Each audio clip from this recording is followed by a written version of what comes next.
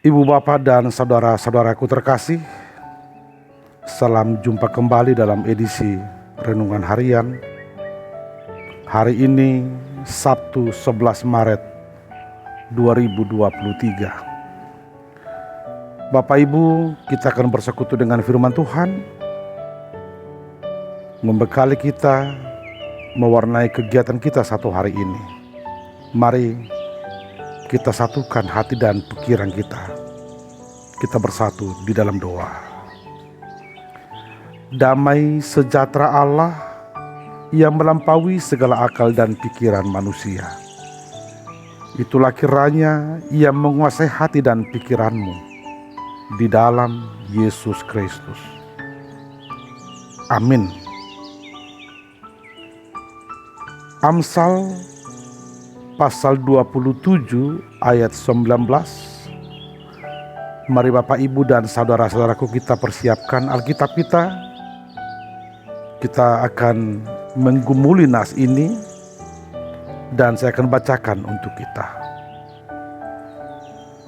Seperti air mencerminkan wajah, demikianlah hati manusia mencerminkan manusia itu. Songon halinu nibohi di bagasan aek, songonido suman rohani jolma nasada tu jolma na asing. Seperti air mencerminkan wajah, demikianlah hati manusia mencerminkan manusia itu. Demikian firman Tuhan. Hati adalah cerminan. Bapak, Ibu, dan saudara-saudaraku, tentu kita masih ingat fenomena narsis, di mana ada banyak orang yang merasa cantik, merasa lebih mampu, merasa lebih super, dan dia layak dipuji, layak dipuja. Dan orang-orang yang masuk ke fenomena narsis ini akan senang kalau dia dipuji. Dia kadang suka berkompetisi, tetapi tidak siap menerima kekalahan. Dia mau menuangkan gagasan, tetapi tidak siap untuk dikritik. Bapak Ibu, ada apa dengan budaya narsis? Sesungguhnya fenomena ini berasal dari satu peristiwa yang sangat sederhana, di mana ada seorang pemuda dalam cerita Yunani kuno yang bernama Narsisus. Setiap pagi dia selalu pergi ke samping rumahnya, di mana di sana ada kolam dengan air yang jernih. Dan setiap hari dia selalu melihat wajahnya di sana. Ketika dia melihat wajahnya di air kolam yang jernih itu, lalu dia selalu simpulkan, berarti saya ini ganteng,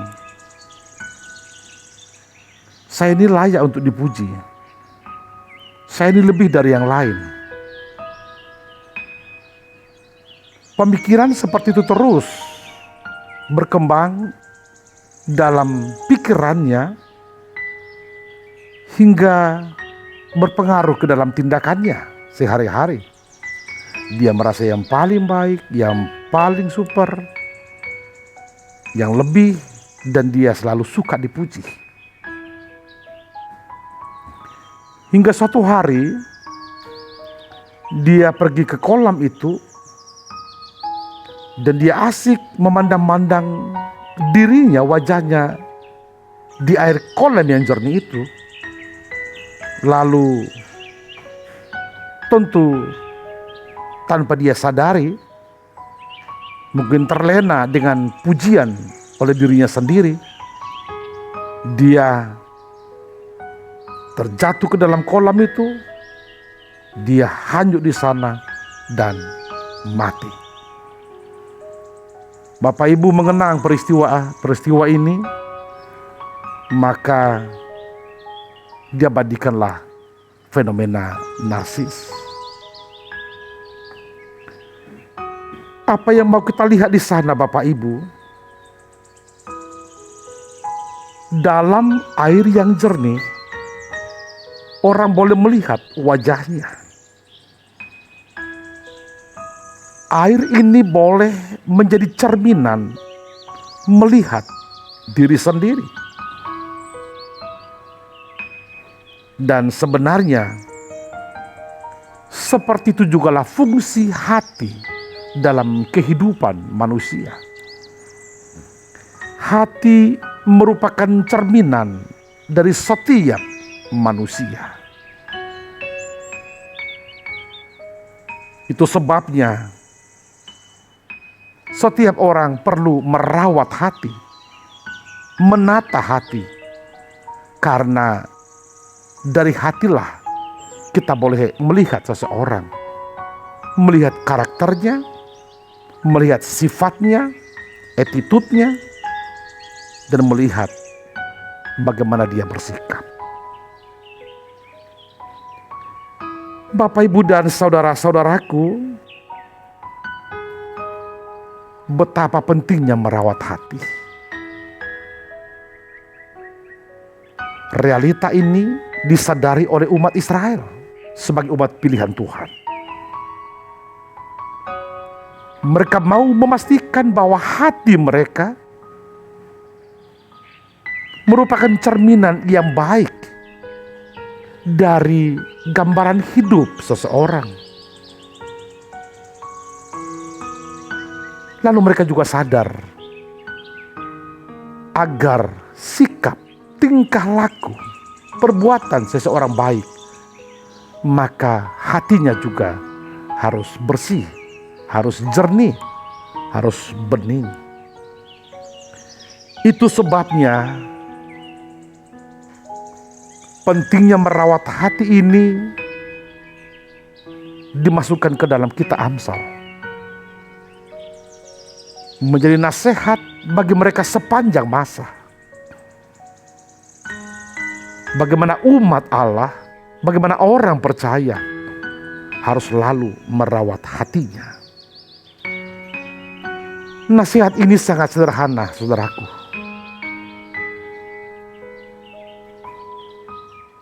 Dalam nas ini dikatakan, seperti air mencerminkan wajah. Kalau kita melihat air, kita boleh melihat wajah kita sendiri. Lalu sebagaimana air berfungsi menjadi cermin bagi wajah kita sendiri, demikianlah hati menjadi cerminan bagi diri kita sendiri. Nasihat ini mau menegaskan, mari pelihara kejujuran. Tidak usah bersandiwara, tidak usah berpura-pura. Dari hati kita boleh melihat karakter seseorang. Saudara-saudaraku, inilah juga perenungan untuk kita hari ini, dalam rangkaian hari-hari kita menjalani minggu-minggu Pasion. Bapak Ibu, sangat sederhana. Sering sekali kita menggambarkan hati gambaran dari kasih, cinta, love. Sering sekali kita melihat gambar itu di mana-mana. Dan sebenarnya gambar itu mau mengatakan bahwa hatilah sumber dari kasih yang tulus. Dari hatilah berasal pengorbanan, perbuatan, pertolongan yang tulus kepada setiap orang. Yesus juga sering digambarkan dengan hati, di mana Yesus sungguh-sungguh mengasihi manusia. Karena kasihnya, Yesus rela mati di kayu salib, menjadi jalan keselamatan bagi orang-orang yang percaya kepadanya. Yesus mengasihi manusia dengan tulus. Itu sebabnya para pengikut Yesus, orang Kristen pengikut Kristus, dituntut juga untuk merawat hati ini, untuk merawat kasih di dalam kehidupannya, hingga kasih menginspirasi, mendasari setiap tindakan dan perbuatan dalam kehidupan sehari-hari. Ibu, Bapa, dan saudara-saudaraku, marilah kita merawat hati kita. Jauhkan dan tanggalkan topeng-topeng kehidupan. Kalau orang berkata, dunia ini panggung sandiwara, maka setidaknya lagu itu mengingatkan kita tidak turut menjadi pelaku di dalam panggung itu. Benar, hidup ini sebuah panggung di mana kita menjadi pelaku di dalamnya. Dan mari kita menjadi pelaku yang punya hati, yang selalu bertindak berbuat dari hati yang tulus, hingga kita betul-betul menjadi orang Kristen yang baik. Rawatlah hatimu, karena itulah cerminan dirimu. Maka tidak perlu kita berbohong kepada orang lain. Kita akan dikenal dari hati kita, dari cara kita berbuat, bertindak. Apakah kita betul-betul di dalam kasih yang tulus. Ibu, Bapa, dan saudara-saudaraku, cerminan hati ini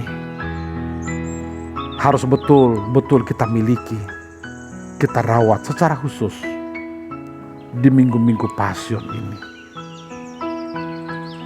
Ketika Yesus rela berkorban untuk kita di dalam kasih, maka kita juga harus rela berkorban, berbuat yang terbaik, menjadi saluran berkat bagi orang-orang yang ada di sekitar kita.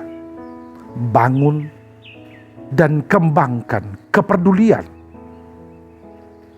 perhatian, simpati, dan empati kepada setiap orang yang berjumpa dengan kita dalam perjalanan hidup kita.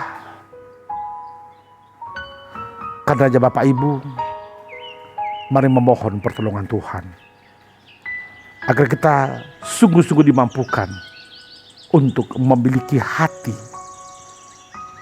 yang jernih, hati yang betul-betul bersih, hingga dari sana terpancar perbuatan, tindakan yang tulus, yang baik. Selamat merawat hati, selamat menata hati, hingga di minggu-minggu Pasion ini kita betul-betul mampu bersuka cita, memuji dan memuliakan nama Tuhan. Tuhan memberkati. Amin, kita berdoa. Sungguh Tuhan, kami bersyukur atas nafas kehidupan yang kembali boleh kami miliki hari ini. Ketika kami bangun dari tidur kami boleh melihat sinar terang.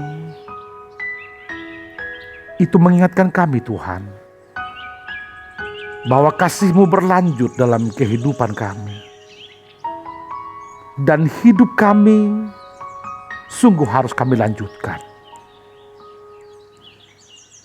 Karenanya Tuhan, terima kasih atas firman-Mu yang sudah kami dengar. Biarlah firman-Mu ini pelita dalam hati kami, agar kami dimampukan sungguh-sungguh menjadi orang Kristen pengikut-Mu. Firman-Mu mengingatkan kami Tuhan, bagaikan air yang mencerminkan wajah, demikianlah hati kami yang mencerminkan diri kami yang sesungguhnya. Tidak usah lagi kami berbasa-basi, berpura-pura bersandiwara, memakai topeng-topeng kehidupan, karena hati kami sesungguhnya adalah cerminan diri kami. Untuk itu Tuhan, tolong kami untuk merawat, untuk menata hati kami dengan baik, hingga dari hati yang bersih akan terpancar perbuatan kami yang betul-betul dilandasi oleh kasih yang tulus.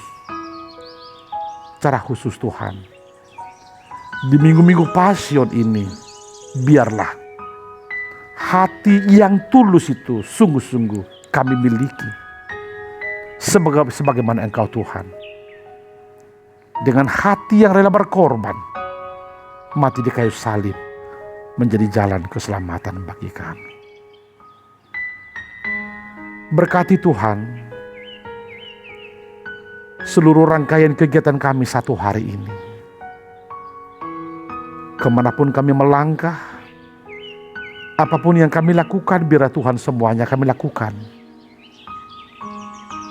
betul-betul dilandasi oleh kasih yang tulus, hingga kami Tuhan boleh bersuka cita, boleh memuji dan memuliakan nama-Mu saja. Berkati seluruh jemaat-Mu Tuhan. Tolong setiap jemaat-Mu untuk membuang hati yang busuk, hati yang sudah tercederai. Tapi tolong setiap jemaat-Mu memiliki hati yang sehat, hati yang bersih, hingga dari sana terpancar perbuatan, tindakan yang tulus, yang seturut dengan kehendak-Mu. Berkati setiap pekerjaan jemaat-Mu satu hari ini. Biarlah itu juga jalan-Mu Tuhan untuk peduli, untuk mencukupi segala kebutuhan hidup kami sehari-hari. Berkati para jemaat-Mu yang sedang sakit, yang sedang menderita, yang sedang dalam masalah. Biar Tuhan yang menjamah, Tuhan yang menghibur, Tuhan yang menguatkan mereka. Biarlah Tuhan, kami boleh dengan baik menjalani hari-hari kehidupan kami satu hari ini, beraktivitas satu hari ini, hingga Tuhan besok kami dengan sukacita boleh masuk ke rumah-Mu, ke bait kudus-Mu, untuk bersekutu dengan Engkau. Kami serahkan Tuhan seluruh kehidupan kami, seluruh rencana dan perjalanan hidup kami hanya ke dalam tangan Tuhan. Dalam Yesus kami berdoa dan mengucap syukur. Amin.